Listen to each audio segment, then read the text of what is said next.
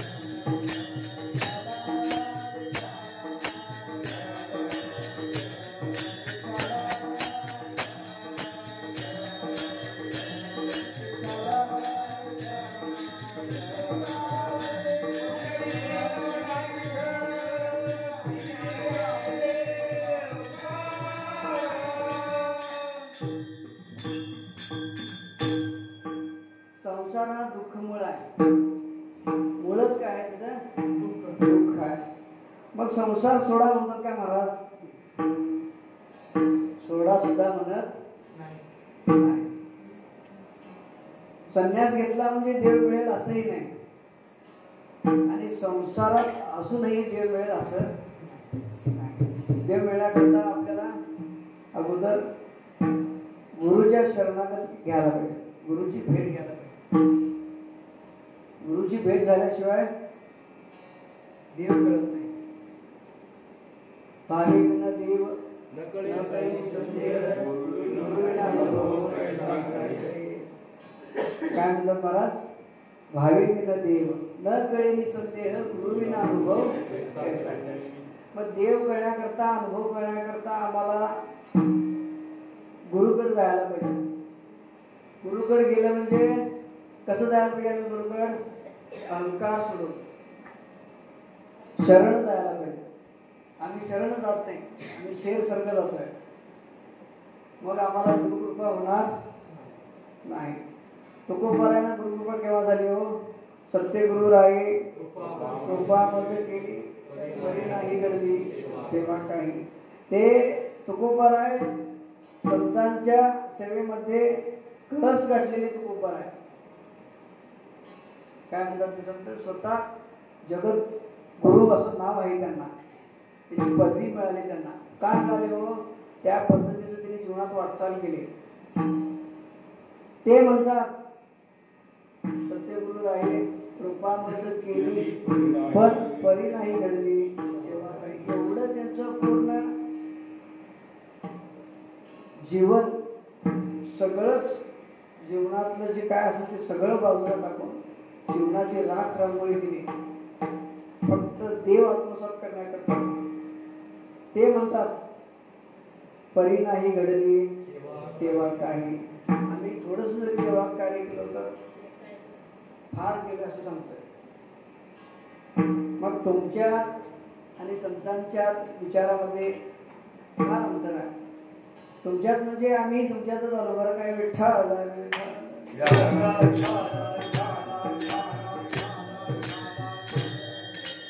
मग ते माहिती आहे, तुकोबारांना माहिती आहे हे जीवन सगळं दुःखमय आहे. संसारात जे आम्ही जे सुखाचं शोधतोय, सुखाचं जे म्हणतोय ते काही नाही आहे. त्यांना स्वतःला अनुभव आलाय म्हणून सांगतात, अनुभव आले अंगा ते या जगा देत असे. असं काय नाही ते अभ्यास करून पाठांतर करून ते सांगितले नाही, त्याला स्वतःला आलेला अनुभव सांगतात. ते काय सांगतात? संसार दुःख मूळ चहूकडे इंगळ. संसारात कोणत्याही माणसाचा, कोणत्याही कुटुंबाचा आजपर्यंत परिपूर्णतेने संसार सुखाचं झालं असं कोणी ठामपणे सांगू शकत? का सांगू शकत नाही तो? संसार परिपूर्णतेने, जसं माणसाचं कधीच पोट भरलं नाही. माणसाचं पोट आजपर्यंत कधी भरलं का हो? आज एखादंच आहे म्हणून विचारत नाही मी, कधीच भरलं नाही. याचा अर्थ काय? ते भरणारही नाही. का तर आमचं हजारो जन्म झाले तरी आमचं पोट भरलं, सुख कसं मिळेल? संसारात आम्हाला सुख मिळेल म्हणून जे करू नये ते करतो, करू नये ते करतो. म्हणजे खोटं बोलणं सुद्धा पाप आहे, पण आम्ही संसार चालवण्याकरता खोटं सुद्धा बोलतोच. इसकी टोपी उसके सर करतोच. मग सुख मिळेल आपल्याला? नाही. संसार करण्याकरता धन सुद्धा पाहिजेच, पण ते योग्य रीतीने कमवते आम्ही, खोटं बोलून इतरांना फसवून, पण असा नाही. जोडून या धन उत्तम व्यवहारे उदास विचार. आम्ही जे धन कमवतो ते सुद्धा उत्तम रीतीचं असावं. उत्तम रीतीचं म्हणजे कुणालाही न फसवलेलं असावं, मग ते समाधान कर. पण परिपूर्णतेनं सुख पाहायचं असेल तर देवापाशी जावं लागेल. मग देवापाशी जाण्याकरता काय करायचं? गुरुपाशी जायला पाहिजे. गुरुपाशी गेल्यानंतर गुरु सांगल त्या पद्धतीने, सांगल त्या चाकोरीतून तुम्ही आम्ही जायला पाहिजेत. आपली भक्ती किती योग्य आहे ते आपण ठरवायचं नाही, तो भगवंत ठरवायला पाहिजे. आपण जे काय करतोय ते आपल्या आवडीचं केलेलं देवाला आवडेलच असं नाही. आपण देवाच्या आवडीचं करायचं. देवाच्या आवडीचं करण्याकरता आम्हाला कळायला सुद्धा पाहिजे देवाला काय आवडतो. आवडे देवाची तो ऐका प्रकार, आवड देवाची तो ऐका प्रकार, आवडे देवाची तो ऐका प्रकार, आवड देवाची तो ऐका प्रकार. नामाचा उच्चार रात्रंदिवस, रात्रंदिवस, नामाचा उच्चार रात्रंदिवस, रात्रंदिवस, तुळशी माळ गळा गोपी कंबलगीरा, तुळशी माळ गळा गोपी कंबलगीरा, तुळशी माळ गळा गोपी कंबलगीरा, तुळशी माळ गळा गोपी कंबलगीरा.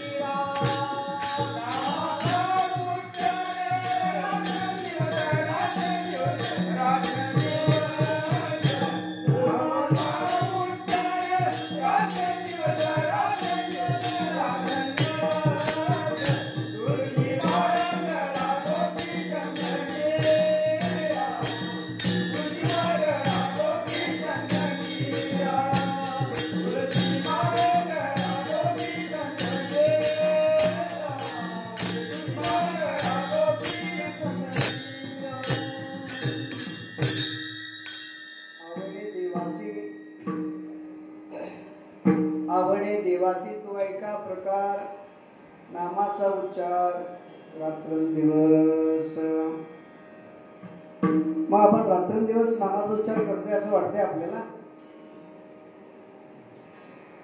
आपण स्वतःलाच प्रश्न विचारायचा. जसं रामदास स्वामींनी आपल्याच मनाला उपदेश केले तसं तुम्ही आम्ही आपल्या मनाला प्रश्न विचारायचा. काय म्हणते मी? प्रश्न विचारायचा. आपण केलेली भक्ती योग्य आहे का? ते देवाला आवडते का? बरं ते पाहण्याकरता त्या पद्धतीची आपली मानसिकता पाहिजे. आता समाज देवच नाही म्हणून उठवतोय.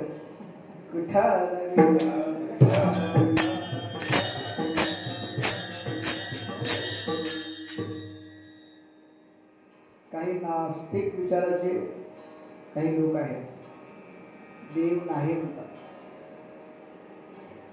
पण देव नाही म्हणून ते ठामपणे सांगू शकत. फक्त विवादाकरता प्रश्न विचारतात, देव असेल तर दाखवा म्हणून. देव पाहायची वस्तू आहे का? देवाला ना रूप ना रंग ना आकार असं काही नाही. देवाला रूपही नाही, रंगही नाही, आकारही नाही. देव फक्त अनुभवायची गोष्ट आहे. आता या माईक मध्ये करंट आहे पण तो दिसत नाही, पण कार्य चालूच आहे की काय नाही म्हणता. कार्य चालू आहे म्हणून माझा छोटासा आवाज मोठा येतोय. हा लाईट आहे, करंट आहे म्हणून प्रकाश येतोय. आपल्याला प्रकाश दिसतोय पण करंट दिसत नाही. एवढाचा प्रकाश पाहण्याकरता जो करंट आहे तो दिसत नाही. तर पूर्ण जग प्रकाशमय करणारा सूर्याला आपण देव का म्हणू नये? देव का म्हणू नये? म्हणायला हवं. ते सगळं सोडून आम्ही फक्त सुखाकरता आम्ही देवाला सुद्धा मानायला तयार नाही. आपल्याला काय वाटते हो? सुख म्हणजे काय? पैसा, पत्नी, सगळे सोयरे. आपण आंधळ झालोय. कशात आंधळ झाले हो? ह्या जीवनात फक्त लोभामुळे आपण आंधळे जातो. फार भयंकर लोभ आहे प्रत्येकाला. फार भयंकर. इतका लोभ आहे, इतका लोभ आहे की आम्हाला देव सुद्धा मानायला तयार नाही. मग लोभ किती बलवान असेल आमच्या मनात. मला थोडा घसा बसलाय बरं काय.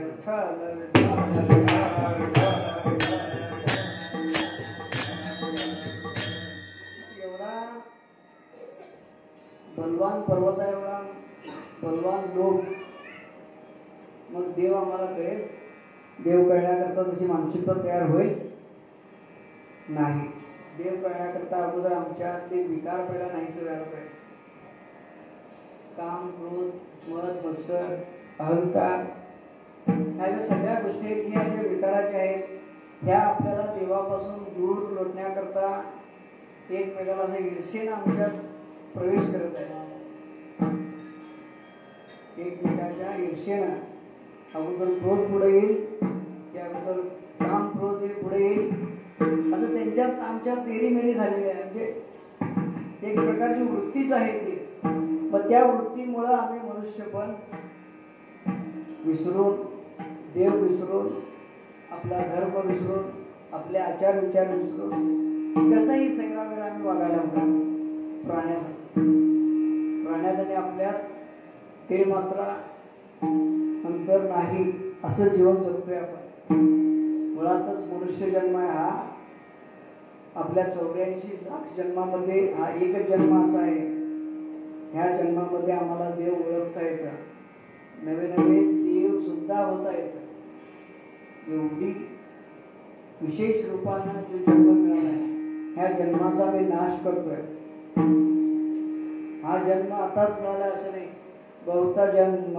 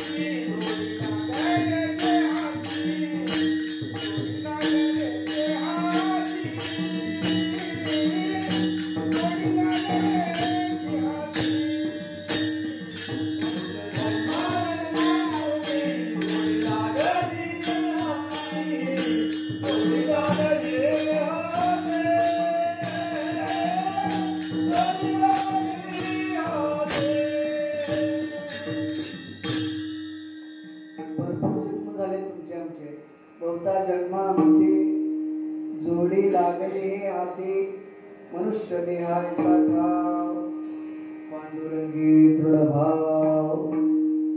आम्ही आता जन्माला आलोय हे सुद्धा आमचं तुमचं अज्ञानपण आहे. जगाच्या आरंभापासून तुमच्या आमच्या सर्वांचे जन्म ज्यावेळी जीवसृष्टी निर्माण झाली जगाच्या आरंभावेळी तेच जीव आता आहे. फक्त आमचं देह परिवर्तन झालंय. कर्मानुसार उच्च नीच मध्ये आम्ही जन्माला आलेलो आहोत. पण देव ज्यावेळी देवाचे 10 अवतार झाले त्या अवतारामध्ये तुम्ही आम्ही सगळे होतोच. कारण की पुनर्जन्म मानणारे आम्ही मंडळी आहोत. पुनर्जन्म मानायलाच हवं. जोपर्यंत पुनर्जन्म आपण म्हणत नाही तोपर्यंत आपला पाठीमागची हिस्ट्री कळत तेवढा विश्वास बसत नाही. पण आम्ही सांगतोय म्हणून तुम्ही मानू नका.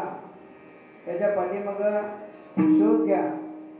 कारण की तुकोबाराय स्वतः सांगतात होता जन्मांती स्वतः सांगतात. मग ते स्वतः का सांगतात? त्यांना अगोदरचं पाठीमागचं पुढचं सगळं त्यांना ज्ञात आहे. त्यांना ज्ञात आहे म्हणून ते कलियुगाचे मेहमान म्हणून 100 चरणाचे एक अभंग लिहिले महाराज. आम्ही गाता म्हणून पाहिला तर विठ्ठल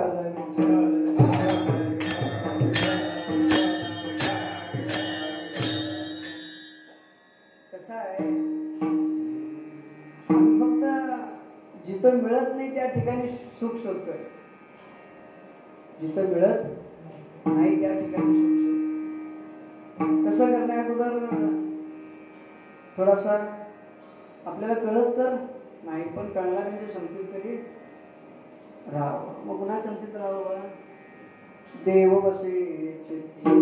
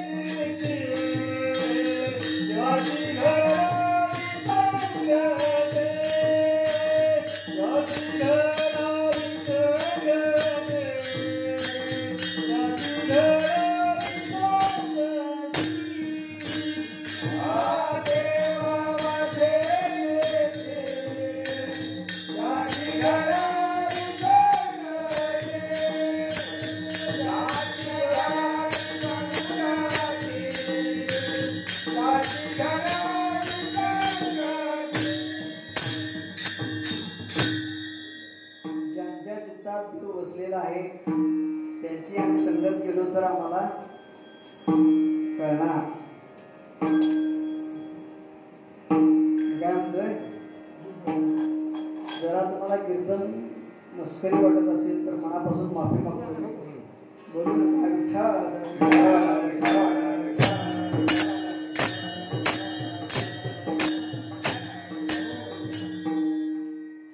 कीर्तनामध्ये व्यत्यय आणणं म्हणजे पुढचा जन्म बेडकाच्या जन्माला आपण आमंत्रण दिल्यासारखं आहे. त्याच्यामुळं विसंगती होईल असं काय वर्तन करू नका.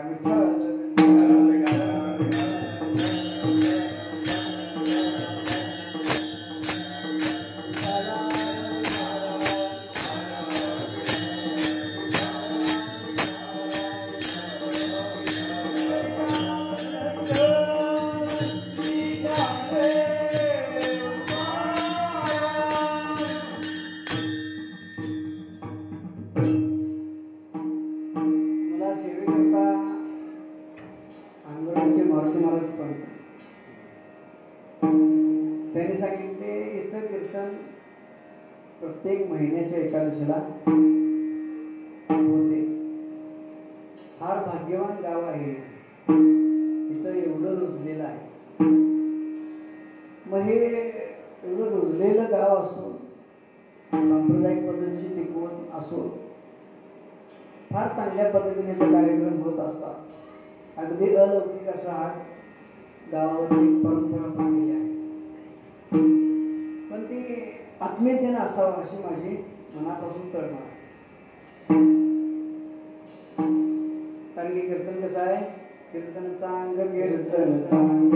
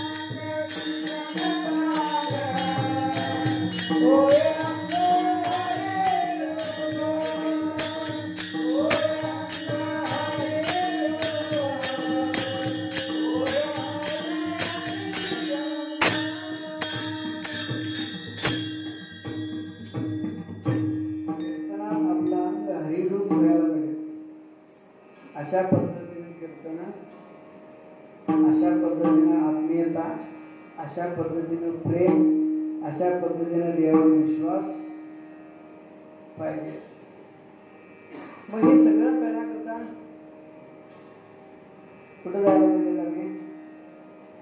संत सज्जनी मांडले तुकानी, संत सज्जनी मांडले तुकानी,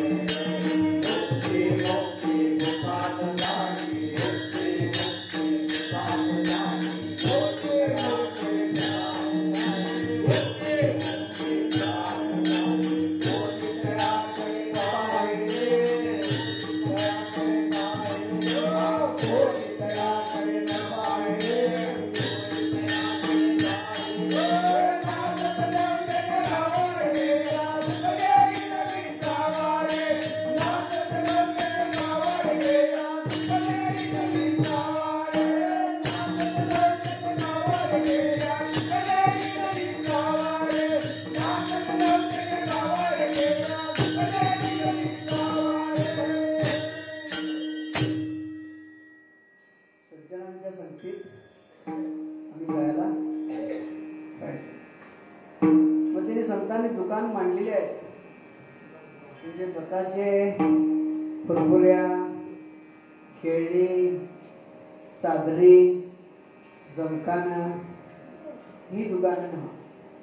ही दुकान संतांनी दुकान मांडलेली आहे. त्याचा अर्थ काय? ज्ञानाचं भांडार दुकान म्हणजे. आम्ही त्यांच्याकडे पाहायलाच तयार नाही. आम्ही त्यांच्याकडे अजिबात पाहायला तयार नाही. का पाहायला तयार नाही हो? विश्वासच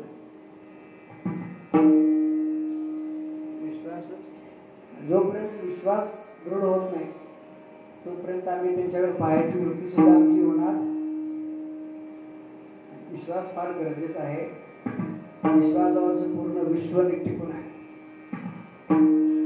एवढा स्लॅब उभं राहायचं असेल तर भिंतीचा आधार आहे. आकाशाला कशाचा आधार आहे? आकाशाला तोच आधार म्हणजे देव. एक तितकासा मातीचा काय म्हणताय तुम्ही? नांगरताना इंटा उडतो काय म्हणताय? मोठा एवढा खडा उडतोय मातीचा, त्याला काय म्हणताय? एक बॅरल मध्ये टाकला तर वेगळंच नाही, लगेच असं नाही, किंवा एक अर्ध्या तासात तरी वेगळं. तसं पूर्ण समुद्राच्या पृथ्वीच्या आकाराच्या विचारांतून बघितला 73% पाणी आहे. किती? आणि 78% काय 77% पृथ्वी आहे, माती. तिचं रक्षण कोण करते? ती काय वेगळी नाही. जरा बारकाईने विचार करा. एक बॅरेल एवढ्या पाण्यामध्ये छोटासा कडा विरघळतोय म्हटल्यावर समुद्र किती मोठा आहे. त्या समुद्रामध्येच पृथ्वी आहे. समुद्रामध्येच पृथ्वी आहे. पण ते पृथ्वीला विरघळून न देणं हे तुमचं आमचं कार्य आहे का? हे देवाचं कार्य. मग हे सगळं देवाचंच कार्य आहे हो. पण आम्हाला त्याकडे पाहायचं नाही आहे. आम्ही त्याच्याकडे पाहत सुद्धा नाही. असं केलं तर सुख मिळणार नाही. हे सगळं चिकित्सक पद्धतीनं अभ्यास करून संतांनी चातुरी घालून दिली तरी आम्ही ते करत नाही. आम्ही आपल्याच नादात असतो. मग संतांनी चांगल्या पद्धतीने सांगूनही बघितलं. आकारोनी सांगे कर जोडून विनवितो नका करू संसार कर जोडून विनवितो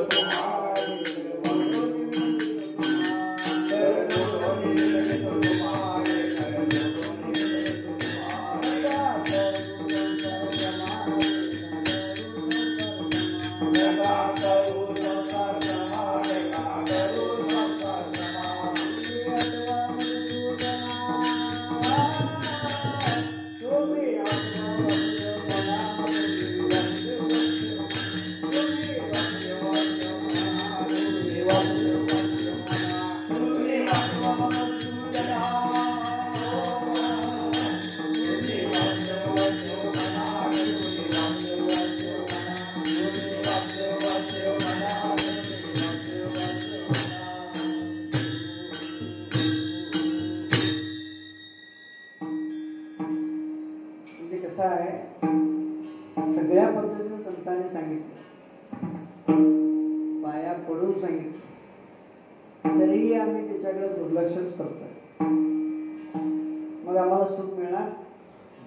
मुळात सुख म्हणजे काय हेच कळत नाही. सुख मिळायची तर फार दूरची गोष्ट आहे.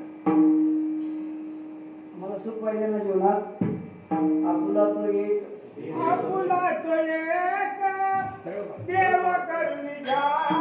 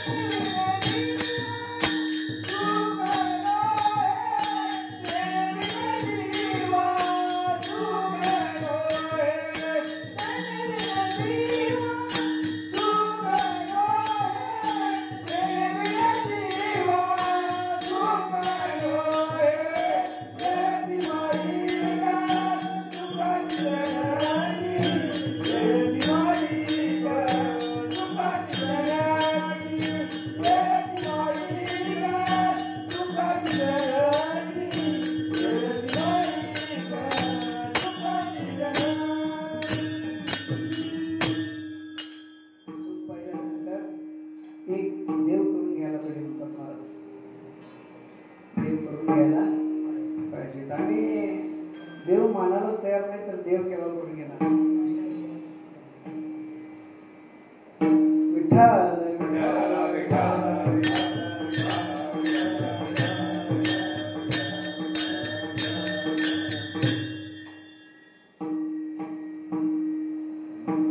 सुख नेमकं काय तुझे पायी सुख सर्व आहे देवाच्या पायाजवळ सुख आहे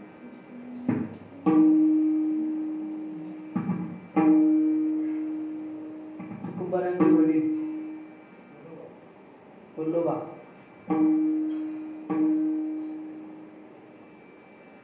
आपली मुलं संत विचाराचे संत संतांच्या पद्धतीने चालतात म्हणजे आपला मुलगा कसा आहे ते वडील चांगलं ओळख वडील जेवढं चांगलं ओळखतात तेवढं कुणी ओळखत सांगायला कळाले ना तर काय ते सांगायला असं विठ्ठल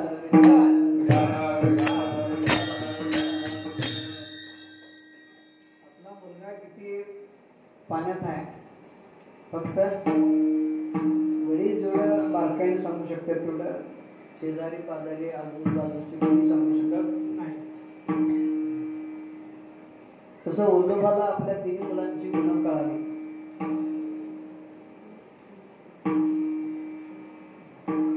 पुढचं आपलं फार अवघड होईल असं वाटू लागलं आणि त्यांची थोडीफार संपत्ती होती त्यांनी थोडं धन देत होते कर्ज म्हणून असं कर्ज देऊन 400 एकर जमीन त्यांच्या ताब्यात होती कोणाच्या कोल्होबांच्या तर लक्षपूर्वक ऐका बरं काय विठ्ठल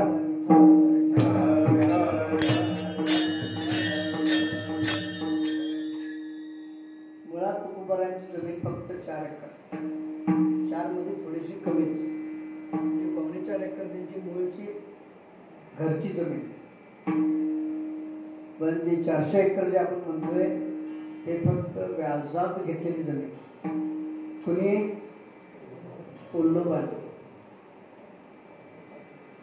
400 एकर जमीन त्यावेळी दुष्काळ भाग असायचा आता जसं सुख आहे आता जसा योग्य त्या पद्धतीने पाऊस आहे तसा तुकोबारांच्या काळात दुष्काळ भाग जास्त असायचा अडचणी फार असायच्या गोरगरीब आता जसं उत्पन्न निघते तसं त्यावेळी निघत अगदी सुपीक जमीन होती पण निसर्ग साथ देत एकदा दुष्काळ पडला की जमिनीतले किडे सुद्धा करपून मरायचे एवढा भयान दुष्काळ असायचा आणि एकदा निसर्ग क्रोध केला तर इतका पाऊस असायचा की शेतातलं पीक सुद्धा धुवून जायचं काय म्हटले ते अशा पद्धतीनं त्रास व्हायचा समाजाला त्यामुळं आपला घर चालवण्याकरता तुम्ही सगळे अनुभवलेले आहात कारण की स्वतःचं घर तुम्ही स्वतः चालवत आहात काय दुःख असलेले तुम्हाला अनुभव आहे त्याच पद्धतीनं त्या समाजाला दुःख वाटत होतं आणि त्यांनी कर्ज काढायचे शेत ताब्यात द्यायचे आणि आपलं उदरनिर्वाह चालवायचं पुढच्या वेळी पीक चांगलं आलं की थोडंफार कर्ज फेडतो असं म्हणून घ्यायचे आणि 400 एकर जमीन त्यांच्या ताब्यात आली पण कोणीही ती जमीन सोडवू शकत नव्हतं एवढं वातावरण खराब होतं त्यांच्या मनात आलं आता ही आपण आपल्या ताब्यात घ्यायचं ज्यावेळी ओलोबांच्या मनात आलं की ही 400 एकर जमीन आमच्या तिन्ही मुलांच्या नावे करायची त्याच वेळी त्यांचं देहावसान झालं विठ्ठल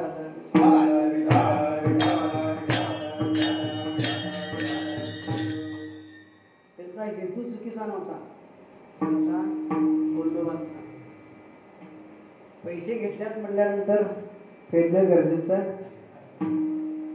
योग्य पद्धतीने तिने कोणावर अन्याय न करता ती जमीन ताब्यात घेतली होती पण ते देवाला सुद्धा आवडलं आणि त्यांनी लगेच बोलवून घेतलं. कुणाला? कोल्होबा.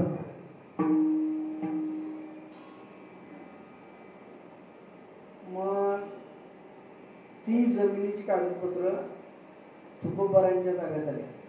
का? वडील नसल्यामुळे.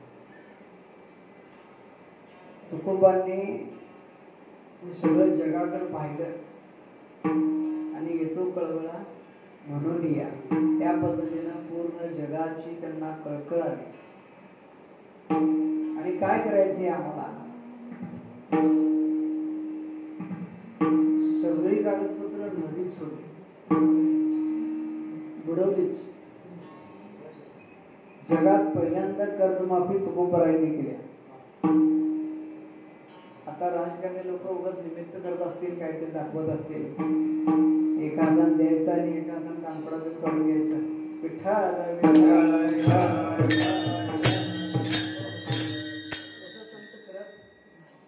नव्हते. त्यांनी जमिनीची सगळी कागदपत्र पाण्यात सोडली. तुम्ही कर्ज माफी, तुमची शेती तुमच्या ताब्यात घ्या, असं स्पष्टपणे जाहीरपणे सांगितलं.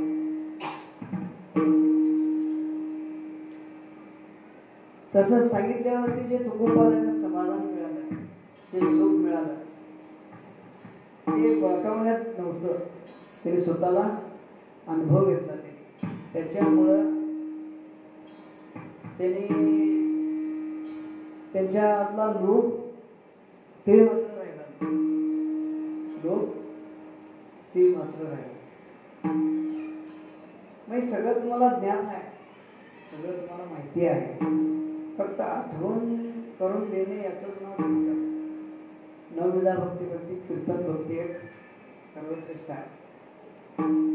मग या कीर्तनातून मला सांगतात, हेची सुख पुढती मागत्व आगळे. हेची सुख म्हणजे कोणतं सुख? हेची सुख पुढती मागत्व आगळे, आनंदाची फळे सेवा. मग आपल्या जे कार्य करतोय ते आनंद झाला नाही तर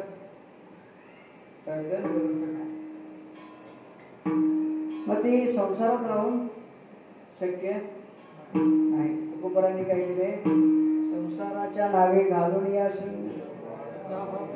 वाढता हा पुण्य धर्म केला. हा पुण्य धर्म आहे, संसाराच्या नावे त्यांनी घातला. आम्ही नाही, आम्ही संसार म्हणजे सगळं सर्वस्व समजतं. मग आम्हाला सुख संसार हेच सुख वाटतं. पण संतांना तसं नाही. त्यांनी देवाकडे जे मागू नये ते मागितले. देव मागण्याकरता अज्ञान आहे का? तुम्हा आम्हाला काय पाहिजे आहे ते अगोदरच दिलेलं आहे. हे कोटी रुपयाचं शरीर तुम्हा आम्हाला सांभाळता येईल. अजून काय देवाकडे अपेक्षा करतात? सांभाळण्याची आपली वृत्ती सुद्धा म्हणजे नाही आहे. त्या पात्रतेचा आम्ही नाही. शरीर सांभाळता येईना, अजून देवाकडे अपेक्षा करतात सुखाची. मग ते सगळंच कळण्याकरता, त्याच्याकरताच हे सगळं कीर्तन, प्रवचन, मनन, देवाचं भजन, हे सगळं त्याच्याकरताच आहे. त्यातच खरं सुख आहे. वैष्णवा संगती सुख वाटे, वैष्णवा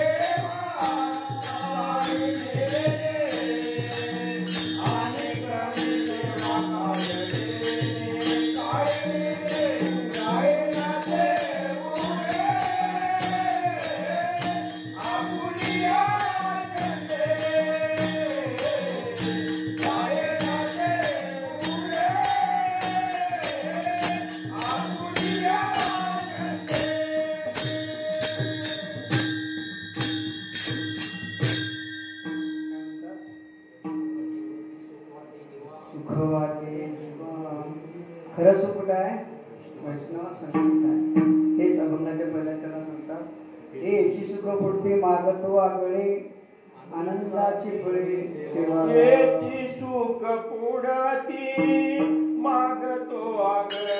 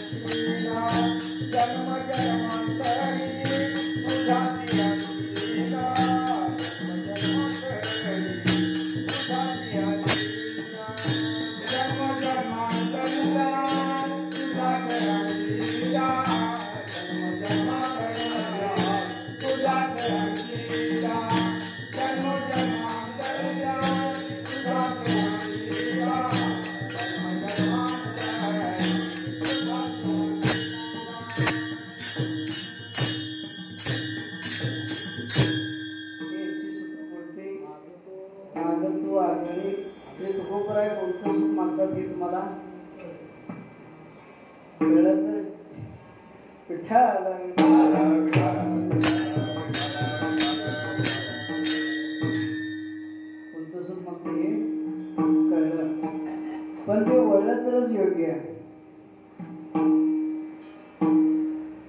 वळलं तर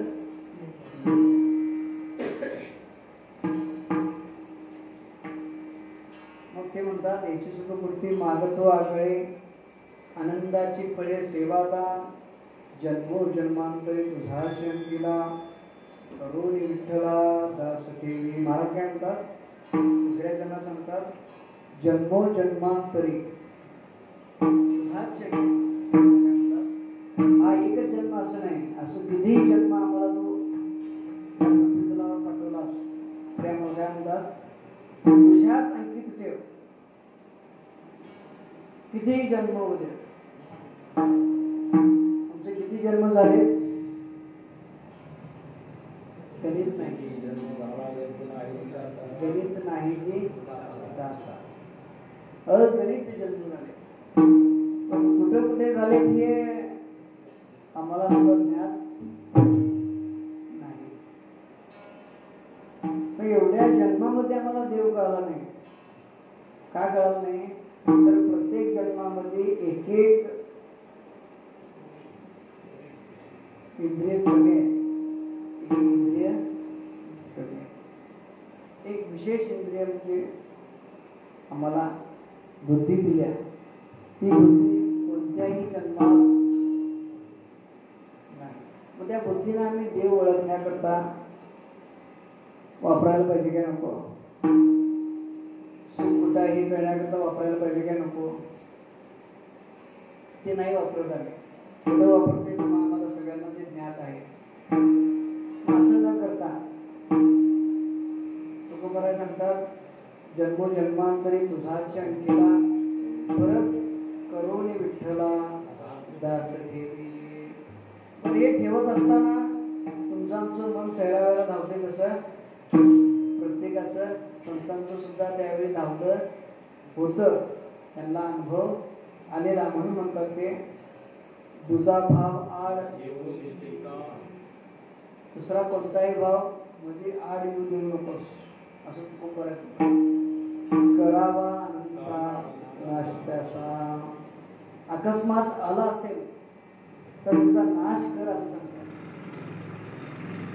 तरी हे थोडं सांगतात अभय देवनी करावे सादर क्षण तो विसर पडू देती.